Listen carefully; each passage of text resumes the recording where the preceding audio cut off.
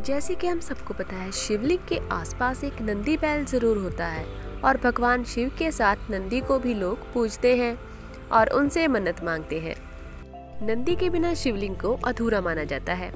तो क्या आप जानते हैं कैलाशपति महादेव ने नंदी बैल को ही अपनी सवारी क्यों बनाया? तो चलिए जानते हैं। अगर हम शिव पुराण की माने, एक शिलाद नाम का ऋषि था जिन्होंने बहुत लंबे समय तक शिव की उपासना की।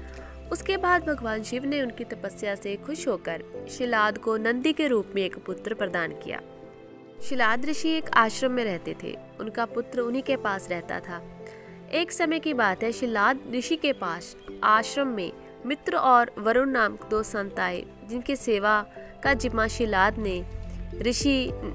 ऋषि ने अपने पुत्र नंदी को दे दिया। नंदी ने पूरी श्रद्धा से उन दोनों की सेवा भावना की। संत जब आश्रम से जाने लगे तो उन्होंने शिलाद ऋषि को दीर्घायु होने का आशीर्वाद दिया, लेकिन नंदी को आशीर्वाद नहीं दिया। बस फिर क्या था, इस बात से शिलाद ऋषि परेशान हो गए कि नंदी को आशीर्वाद क्यों नहीं दिया। उन्होंने यह बात संतों से पूछी। तब संत पहले तो सोच में पड़ गए। थोड़ी देर बाद उन्होंने कहा, नंदी अल्पायु है। यह सुनकर मानो शिलाद ऋषि के पैरों तले जमीन खिसक गई।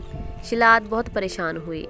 एक दिन पिता की चिंता देखकर नंदी ने उनसे पूछा कि क्या बात है। तो शिलाद ऋषि ने सब कुछ बता दिया कि तुम्हारी आयु बहुत अल्प है।